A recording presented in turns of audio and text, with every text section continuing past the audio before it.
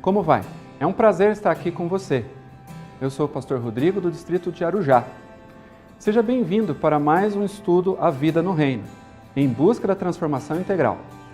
Vamos estudar sobre a oração de Cornélio, homem piedoso que, mesmo sem conhecer toda a verdade, orava a Deus continuamente.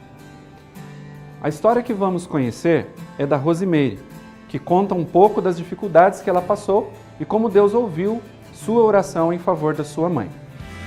Nós vivemos uma vida muito difícil. Meu pai era um alcoólatra e a gente passou muita fome, muita dificuldade. A gente já chegou uma vez a dormir até debaixo da ponte. Minha mãe, que foi a heroína disso tudo, ela sempre teve bênçãos porque ela era uma mulher de oração, né? Mas uma coisa que ela sempre quis e nunca pôde ter, uma casa. E ela já faleceu e não conseguiu. Porém, há um tempo atrás, ela morava na casa da minha irmã, uma casa muito boa no bairro, e morou por um tempo lá.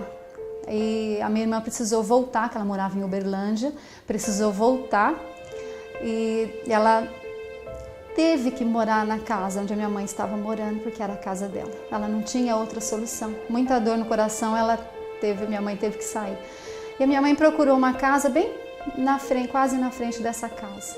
É um bairro pobre, apesar da casa da minha irmã ser muito boa, mas a minha mãe conseguiu uma casa. E ela estava assim, aparentemente muito feliz com essa casa, uma grande. E quando eu cheguei nessa casa, a minha mãe já tinha mudado, eu não conseguia ajudar na mudança. Quando eu cheguei nessa casa, me abateu muito o coração. Eu fiquei tão triste que eu voltei para a casa da minha irmã, do lado na frente, e chorei muito. E falei para o Senhor assim: Senhor, tem misericórdia. Eu não gostaria que minha mãe morasse nessa casa. A casa é grande, aparentemente ela está feliz, porém, eu estou tão triste.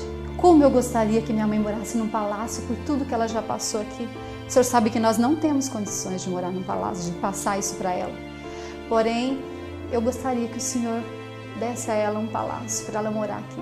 Se não, Senhor, o que eu te peço, prepara um lugar para ela lá no céu, um palácio que tanto ela merece.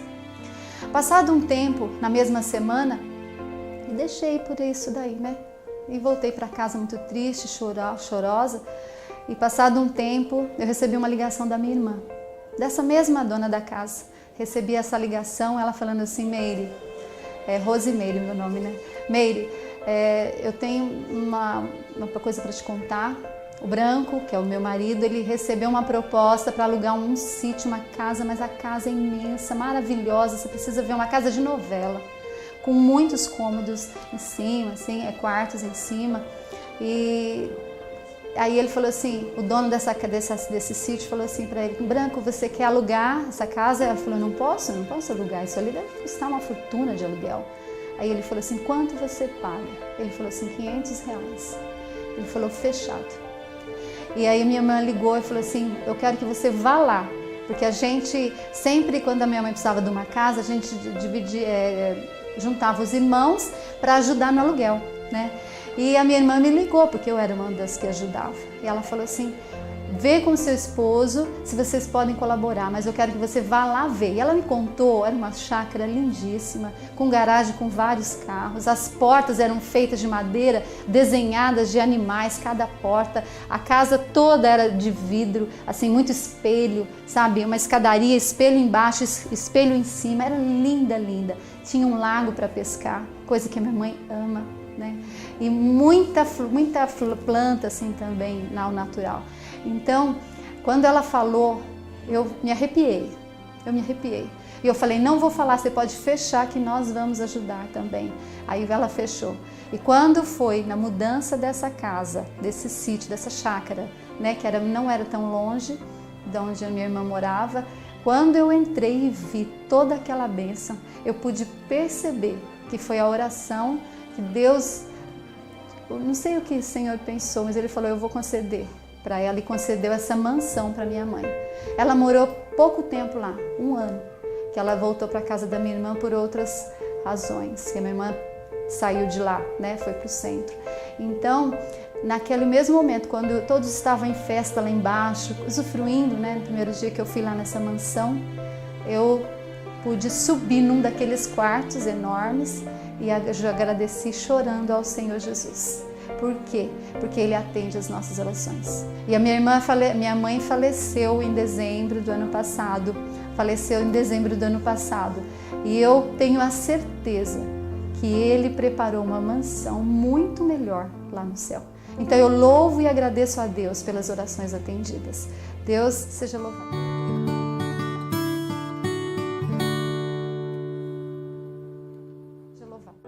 Como é bom sentir a presença de Deus em nossa vida. Buscamos sentir isso todos os dias e estamos estudando a oração. Preste atenção nessa história. Cornélia ten Boom foi uma cristã holandesa que, juntamente com seu pai e outros membros da sua família, ajudou a salvar muitos judeus do Holocausto nazista durante a Segunda Guerra Mundial. Ela acabou sendo presa, porém sobreviveu para escrever sua autobiografia, O Refúgio Secreto. Uma de suas célebres frases é: "Nós nunca sabemos como Deus irá responder às nossas orações, mas nós podemos esperar que Ele nos envolverá em seu plano de resposta. Se somos verdadeiros intercessores, devemos estar preparados para tomar parte na obra de Deus em favor das pessoas que estamos orando." Ele não esperava fazer parte da resposta às suas orações, porém, Cornélio não titubeou em aceitar a resposta de Deus.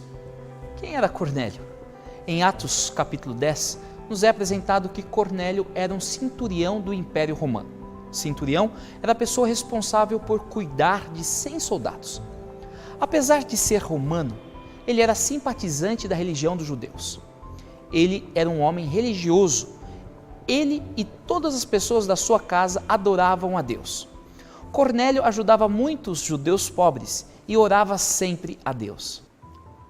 A sua oração não passou desapercebida.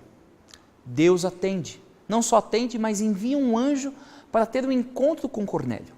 Um dia, ali pelas 3 da tarde, Cornélio teve uma visão. Ele viu claramente um anjo de Deus que chegou perto dele e disse: "Cornélio!" Ele ficou olhando para o anjo e com muito medo perguntou: "O que é, Senhor?" O anjo respondeu: "Deus aceitou as suas orações e a ajuda que você tem dado aos pobres e Ele não esqueceu você." Não só as orações de Cornélio alcançaram o trono de Deus, mas também as suas ações. Queridos, aqui está uma verdade maravilhosa. Deus não faz acepção de pessoas e está atento àquilo que oramos e fazemos a cada dia. Nada passa desapercebido aos seus olhos. Ele está à busca de fiéis filhos e filhas para que possa usar. E ele encontrou em Cornélio alguém que poderia ser um condutor de suas bênçãos à humanidade. Agora, mande alguns homens até a cidade de Jope para buscarem um homem chamado Simão Pedro. Deus escutou Cornélio e Cornélio também escutou a Deus. Cornélio obedeceu à ordem de Deus e mandou chamar a Pedro. Jope era a cidade de onde Jonas partiu, fugindo da vontade de Deus. Foi exatamente daquela cidade que Deus trouxe a Pedro para pregar o evangelho salvador de Jesus para Cesareia. Cornélio organizou uma mini campanha evangelística.